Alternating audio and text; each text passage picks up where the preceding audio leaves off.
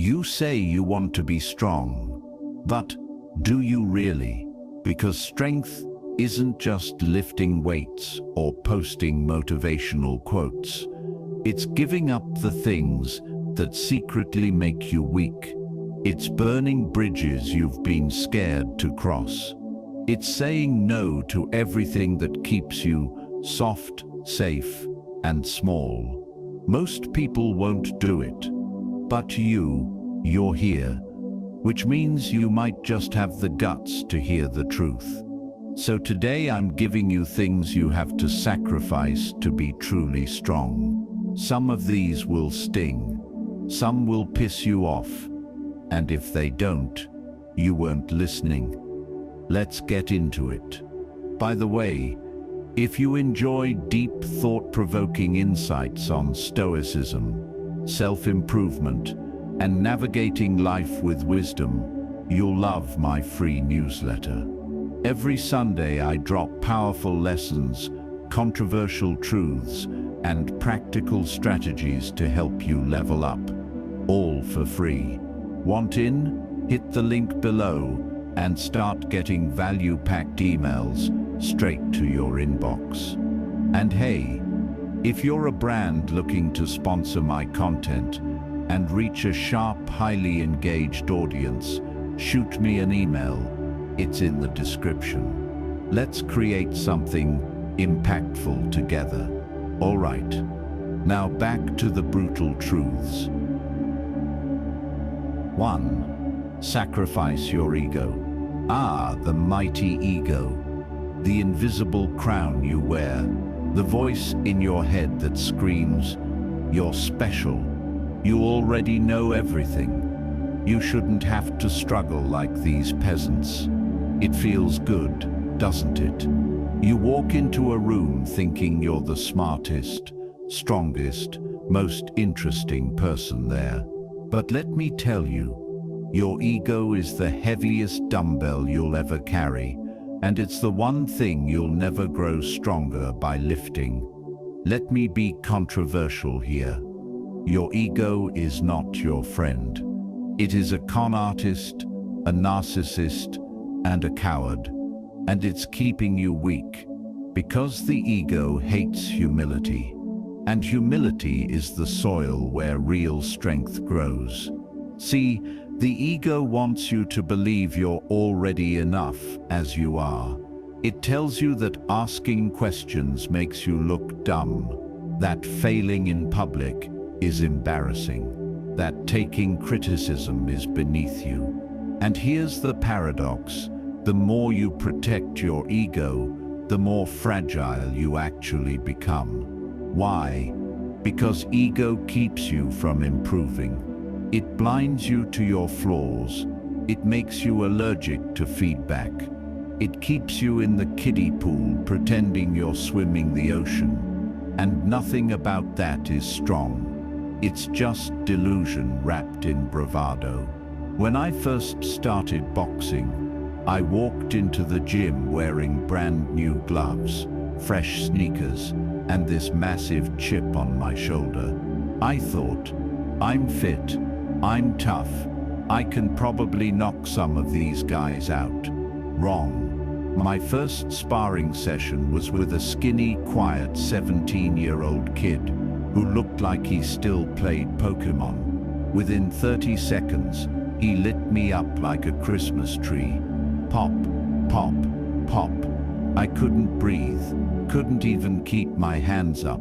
The coach had to stop the round early because I was so gassed and humiliated. And instead of learning from it, my ego threw a tantrum. I didn't go back to the gym for a whole week. I blamed the gloves. I blamed the lighting. I blamed the kid for being too fast. I blamed everyone except the guy in the mirror. That week was one of the most uncomfortable of my life, but it taught me something. Ego doesn't make you strong. It just makes you fragile and loud about it. So what does sacrificing your ego look like in practice? Here are some brutally honest ways to do it. Admit you suck. at least in the beginning. Whenever you start something new, assume you're the worst in the room. That attitude makes you coachable, and coachable people grow fast. Seek feedback, even when it stings. If nobody's correcting you, you're either perfect spoiler, you're not, or people are too scared of your ego to tell you the truth. Be willing to fail in public. Start posting your work even if it's not perfect. Try that new skill, even if people are watching. Strong people can handle embarrassment. Surround yourself with people better than you. The ego hates being the weakest link, but that's exactly where the growth is. Laugh at yourself. If you can't laugh at your own mistakes, they'll break you. Here's the thing, your ego is terrified of reality, because reality doesn't care about your feelings. The gym doesn't care if you feel strong. The barbell measures you honestly. The market doesn't care if you think you're brilliant. Customers will tell you with their wallets. Life doesn't care if you believe you're a good person. It'll test you anyway. The ego wants to protect your pride. But strength isn't about protecting pride. It's about exposing weakness, smashing it to pieces, and building something better. The strongest people I've ever met, they don't walk around puffed up, shouting about how great they are. They're quiet, they're curious, they're always learning, always improving, always willing to look foolish to get better. Because real strength isn't loud, it's humble, it's earned. You ever notice how the loudest guy in the room is usually the weakest? That guy flexing his biceps at the club. The girl bragging about how everyone's jealous of her. The dude who calls himself an alpha in his Instagram bio. That's the ego talking, and the ego is hilarious because it screams while reality quietly laughs in the background. Don't be that guy. Don't be that girl. Be the one who doesn't need to announce how strong they are, because everyone around them can already feel it. If you want to be truly strong, you have to sacrifice the idea that you're already strong. Let go of the need to always be right. Stop pretending you already know it all. Be willing to learn, to fail, to look stupid, and to grow. And the irony, once you kill your ego, you actually become the person your ego was pretending to be all along. Because strength isn't about looking powerful, it's about being powerful, quietly, humbly, and unapologetically. So here's my challenge to you. Go out there this week and let your ego die, just a little bit. Walk into a room as a student, not a king. Try something you suck at. Ask for feedback and actually listen. That's where the real strength lives. Not in your ego, but in the ashes of it. 2. The need to always be right. Ah, yes, the irresistible need to always be right.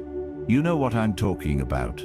That little itch in your chest when someone challenges you. That burning desire to say, actually, even when you're not sure you're correct. That smug little victory dance you do inside your head when you prove someone wrong. But here's the brutal truth. If you're obsessed with being right all the time, you'll never actually get stronger. You'll just get lonelier and dumber. So today, let's dissect this toxic little habit, laugh at how ridiculous it is, and figure out how to finally let it go. Because if you can kill this one, you unlock a level of wisdom and strength most people never even glimpse. Here's the controversial part. Wanting to always be right is not strength. It's insecurity in a tuxedo. It feels powerful in the moment. You raise your voice, you out-debate someone, you drop some clever one-liner that leaves them speechless. You think, "Ha, I won." But did you? All you really won was the temporary satisfaction of feeding your fragile ego. Meanwhile, you damaged a relationship, blocked yourself from learning something new, wasted energy on a battle that didn't even matter. The need to always be right turns you into that person nobody likes. The guy who argues over who invented peanut butter at dinner. The girl who corrects your grammar during a eulogy. The coworker who hijacks every meeting with "actually." You might win arguments, but you lose respect. And that's a terrible trade. Let me embarrass myself here. A few years ago, I was having lunch with a friend. We ordered sandwiches, and he casually said, "Did you know the club sandwich stands for chicken, lettuce, under bacon?" I, armed with my encyclopedic knowledge of nonsense, immediately shot back. That's not true. Club doesn't stand for anything. It just means it was served at a club, originally. Look it up. We spent the next 20 minutes arguing about a sandwich. We both pulled out our phones, started Googling, and quoted Wikipedia at each other like we were arguing a Supreme Court case. By the end, neither of us was enjoying lunch. We were cold, annoyed, and over what? A freaking sandwich acronym. It was then that I realized I would rather ruin the vibe than just let someone else have their little factoid moment. That was not strength. That was insecurity, and it was pathetic. I apologized later, and since then, I've caught myself every time I feel the urge to win a pointless debate. Start asking yourself, does it matter if it's a high-stakes decision or someone spreading dangerous misinformation? Okay, speak up. But if it's trivia, opinion, or something that won't matter tomorrow, let it slide. Listen to understand, not just to reply. Sometimes we're so busy preparing our comeback that we don't even hear what the other person is saying. Admit when you're wrong, out loud. It's terrifying at first, but incredibly freeing. It actually earns you respect. Value the relationship over the argument. Would you rather win the battle or keep the friend? Practice silence. Not every hill is worth dying on. Here's what most people don't understand. The strongest person in the room isn't the one who wins every argument. It's the one who doesn't need to. When you let go of the need to always be right, you gain emotional intelligence, deeper relationships, more opportunities to learn, a calmer, more confident energy. People start to trust you more because they know you don't just bulldoze them. You become someone they can actually talk to, not someone they have to tiptoe around. And perhaps most importantly, you stop letting your fragile little ego dictate your actions. Because here's the truth. If you can't handle being wrong, you're weak, no matter how many debates you win. Think about it. Have you ever watched two people argue about something pointless, like whether Die Hard is a Christmas movie, and realized neither of them even cares that much? They're just addicted to being right. It's funny because it's so human, but also so pointless. And yet we all fall into it. You'll argue with your spouse over who left the light on. You'll argue with a stranger online about the weather. You'll argue with your dog if it barked first. We waste so much energy trying to win, when the real flex is knowing when to let it go. If you want to be truly strong, you have to sacrifice the need to always be right. It doesn't mean you stop having opinions. It doesn't mean you let people walk all over you. It means you've grown enough to realize that winning isn't everything. And it's definitely not the most important thing. So next time you feel that itch to correct someone, pause, ask yourself, does this actually matter? Or is this just my ego craving a snack? Choose peace over pettiness. Choose growth over ego. Choose connection over competition. Because being right won't make you strong, but knowing when to be quiet just might. If you're serious about building strength, not just in your body, but in your mind and character, start practicing this today. Let someone else win. Stay quiet. Laugh it off and smile to yourself, knowing you're stronger than that. 3. Fear of being judged. Let's get real. You're not scared of failure. You're scared of people watching you fail. You're not terrified of trying. You're terrified of looking stupid while trying. And that's the disease right there. The fear of being judged. It's the silent prison most people never escape from. And it's why millions of talented, intelligent, powerful people stay average. Not because they're incapable, but because they're too busy performing for a crowd that's not even paying attention. Here's the honest truth. We are addicted to external validation. And this addiction starts young. You got gold stars in school for following the rules. You got applause for playing it safe. You got approval for doing what everyone else was doing. So what happened? You built your life on a stage, and now you're terrified of doing anything that might get you booed. The need to be liked is the most subtle form of control. You shape your behavior, your words, your choices, not based on truth or purpose, but based on how many imaginary people might raise an eyebrow. And here's the dark part. Most of the people you're scared of being judged by, they're not even thinking about you. They're too busy judging themselves. Let's rip off the Band-Aid. You're going to be judged no matter what you do. Start a business. Who does he think he is? Stay at your 9-5. She's wasting her potential. Get fit? Must be obsessed with looks. Gain weight? Letting themselves go. Speak your mind. Too aggressive. Stay quiet. Too passive. You literally cannot win in the eyes of the public because the public is broken.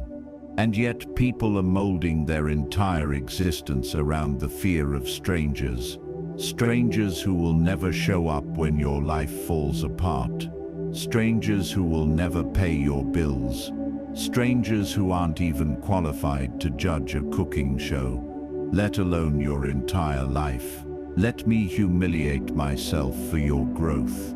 The first time I tried filming a YouTube video, I recorded the same 3-minute script 21 times. Why?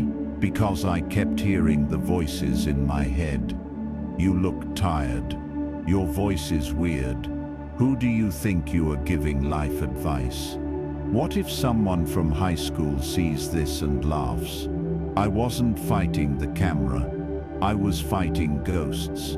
People who weren't even in the room. By the 15th take, I was sweating like a guilty politician. By the 20th, I almost deleted the entire project.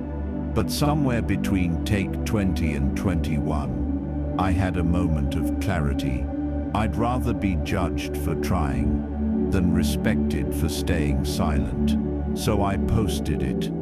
And yes, it wasn't perfect, but it helped people. It resonated. And more importantly, it freed me. Start posting imperfect things. Whether it's your art, your opinions, your progress, put it out there. You'll grow faster, feel lighter, and build confidence. Practice rejection. Literally, go ask for something ridiculous.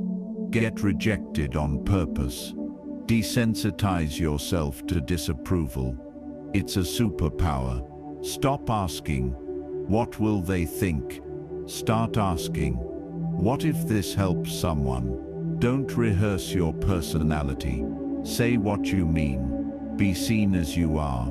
People who matter will love it. People who don't, good riddance. Look at those who judge you and ask, would I trade lives with them? If the answer is no, stop letting their opinions steer your ship. Here's what most people never learn. You can't be truly free until you're okay with being misunderstood. Everyone wants to be authentic until they realize authenticity offends people. Everyone wants to be themselves until being themselves doesn't get applause. But if you want to be truly strong, you must develop this rare God-tier ability to be fully seen and not flinch. When someone mocks you and you don't shrink, that's power. When someone laughs at your dream and you keep building anyway, that's power. When you stop editing your soul just to fit someone's expectations, that's when you finally start living.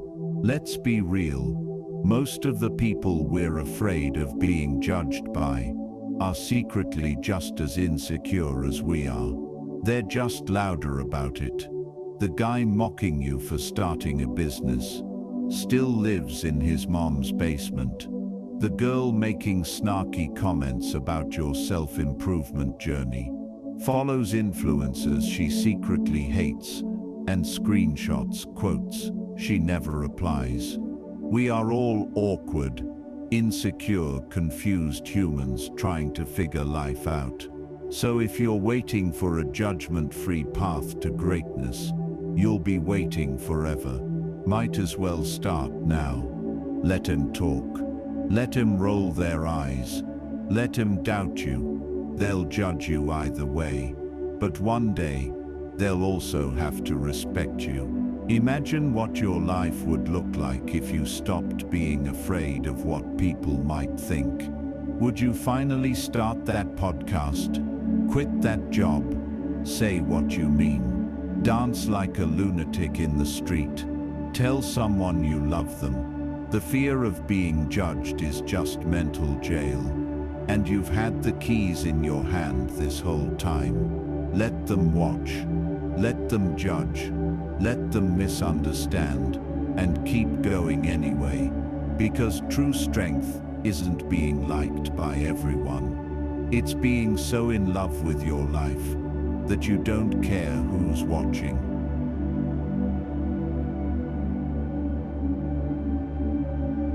4. Comfort, the silent killer of strength. Let's talk about comfort, the modern drug of choice. Soft pillows, air-conditioned rooms, Netflix on autoplay, Uber Eats at your door, and motivational quotes about self-care while you binge another season of a show you don't even like. Sounds cozy, right? Wrong. Comfort is killing you. Slowly, quietly, and politely. It whispers, you've earned a break. Take it easy. You deserve to feel good. And before you know it, you've been sitting in the same soft little bubble for years, convincing yourself you're manifesting greatness, when in reality, you're just getting soft. Here's the controversial truth. Comfort is the enemy of strength because it gives you nothing to fight against. If there's no resistance, there's no growth. If nothing challenges you, nothing changes you. You think lions get strong by lying under a tree all day, eating pre-cut steak.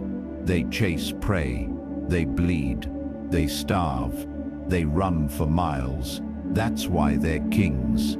Humans, though, we've built lives so padded with convenience that most of us couldn't wrestle a tough week, let alone a wild animal. We've got heated seats but cold hearts. We've got food in the fridge but no fire in the soul. We're scrolling Instagram, looking for inspiration, while sitting on the same couch that's stealing our ambition. Here's where I expose myself. Years ago, after I landed my first decent paying job, I got comfortable, finally had a nice apartment, a soft mattress, delivery apps galore. My evenings, Netflix, snacks, scrolling, weekends, sleeping in, brunch, maybe a movie. I convinced myself I was recharging and enjoying life. And for a while, it felt great.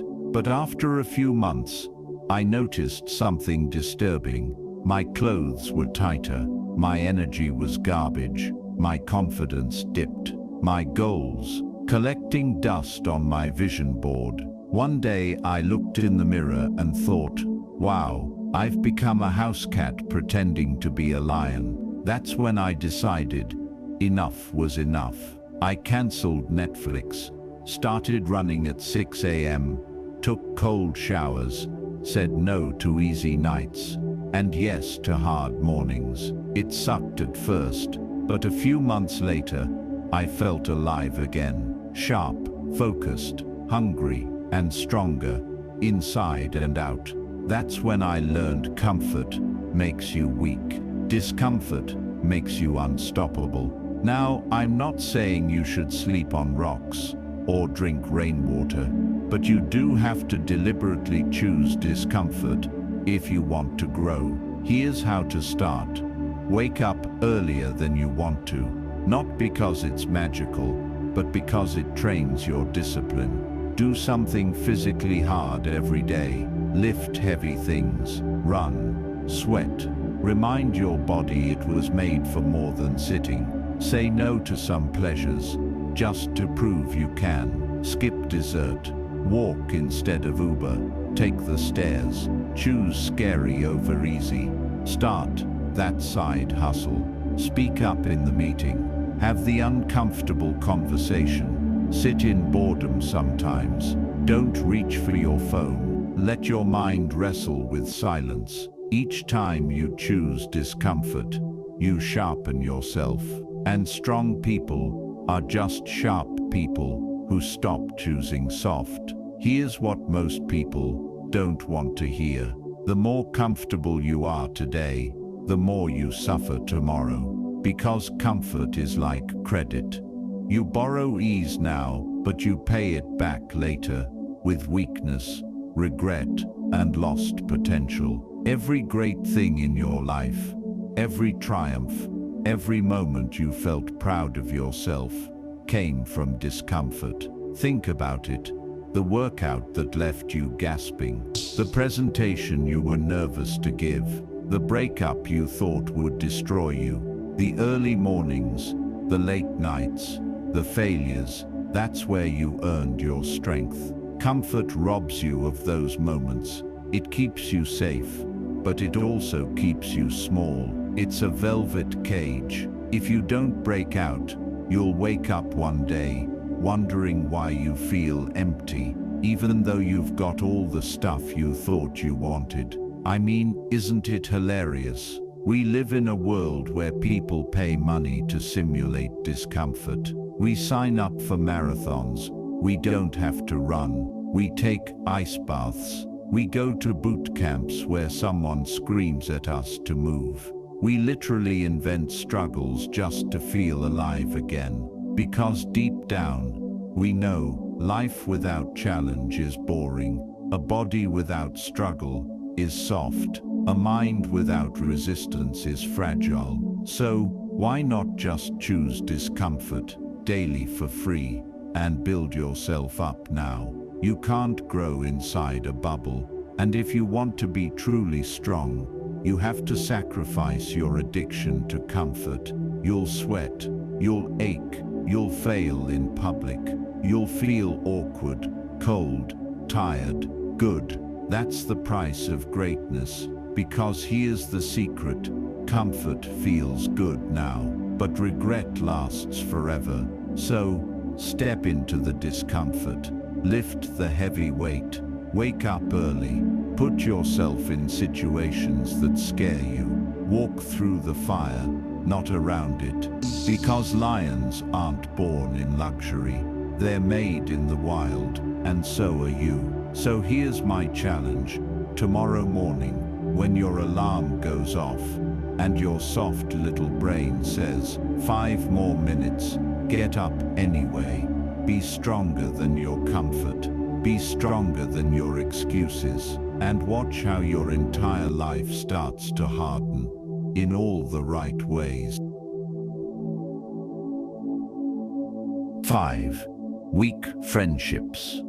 The quiet poison killing your potential. Let's talk about something most people are too polite, too scared, or too emotionally attached to admit. Some of your friendships are holding you back. And not because those friends are evil, but because they're weak, soft, fragile, comfortable. And if you want to be truly strong, if you want to build a life of substance, courage, and legacy, you're going to have to sacrifice weak friendships along the way. This will offend people. Good. That's how you know it's true. Here's the thing. Weak friendships don't destroy your life. They just dull it. Slowly, passively, invisibly. They're not enemies. They're enablers. They clap when you shrink. They disappear when you struggle. They validate your excuses. They high-five your mediocrity. They don't challenge you. They comfort you. And that comfort is killing your growth. See, we think toxic people are the problem. But honestly, toxic people are easier to spot. It's the weak friends that are the real danger. Because they come dressed in smiles, jokes, old memories, and nostalgia. They're the ones who say things like, "You've changed, don't work too hard. Why are you always so serious now? You're no fun anymore." What they really mean is, "Stop growing. You're making me uncomfortable." Let me get brutally honest. There was a time when I was part of a friend group that was, let's just say, predictable. Every Friday night was the same. Drink, gossip, trash talk people doing better than us, and laugh at TikToks until our brain cells tapped out. At first, it felt like bonding. But after a while, I noticed a pattern. Whenever I tried to talk about business ideas, self-improvement, or even just trying something new, crickets, or worse, sarcasm. Look at Tony Robbins over here. Next thing you know, he'll be selling a course. Bro, chill. Not everything has to be deep. It stung, because deep down, I loved these guys. But I realized something. We weren't aligned anymore. They wanted comfort. I wanted change. They wanted to feel good. I wanted to be good. So I stopped showing up. I left the group chat. No drama, no speech, just distance. And guess what? I leveled up fast. New friends, new energy, new mindset. And yeah, it was lonely at first. But I'd rather walk alone than anchor myself to people who are drowning and calling it loyalty. Ready for the checklist? Let's go. Ask yourself, do they support your growth or subtly mock it? Do they challenge you or enable your bad habits? Do they bring you energy or drain it? Can you be your real self around them, or do you shrink to fit in? When you win, do they celebrate or get weirdly silent? If the answer hurts, good. It means your soul still has standards. Here's what to do. Stop initiating. Watch how fast the connection fades. Most weak friendships are one-sided. Elevate your habits. Start waking up early, going to the gym, reading, building. You'll see who sticks around and who gets bored of you. Replace, don't just remove. Find new communities. Join mastermind groups. Go where ambitious, weird, deep people are building. Don't guilt yourself. Outgrowing someone isn't betrayal, it's evolution. Lions don't owe loyalty to the jungle they outgrew. Here's the uncomfortable truth nobody wants to face. Your environment is stronger than your willpower. You can read all the self-help books in the world, but if you're surrounded by people who are allergic to growth, you will eventually shrink just to keep the peace. You're not weak, you're just loyal to the wrong people. And listen, you don't have to hate them, you don't have to ghost them, but you do have to choose yourself. Because if you're serious about becoming someone remarkable, you need people around you who call you out, lift you up, and push you forward. Not friends who pat you on the back while you're slowly dying inside. I mean, isn't it wild? We'll upgrade our phones every year, but keep friendships from 2013 just because we once drank cheap vodka together. We outgrow clothes, jobs, apartments, but hold on to people who clearly don't fit anymore. You'll get rid of moldy bread, but still grab brunch with someone who's been secretly rooting against you for years. Let's stop pretending everyone deserves a front row seat to your life just because they showed up once during the intermission. This is going to sound harsh, but it's necessary. Some people were only meant to walk with you for a season, and when that season ends, holding on becomes self-sabotage. You are not a bad person for outgrowing people. You are not arrogant for choosing a better environment. You are not heartless for wanting more. You're just waking up, and the more awake you become, the more silent your old circle will get. Let them fade, because weak friendships will never create a strong life. And the strength you need, it's on the other side of letting go. If you're ready to build strength, clarity, and momentum, you've got to do the hardest thing first. Stop mistaking comfort for connection. Stop mistaking shared history for shared destiny. And stop calling it loyalty when it's really just fear. Strong people don't just lift weights, they lift standards. So, raise yours and watch your circle and your entire life transform. So there you have it. Brutal, uncomfortable, but absolutely necessary sacrifices if you want to be truly strong. And look, I know some of this probably stung. That's good, that sting, that's just the old you realizing it's being evicted.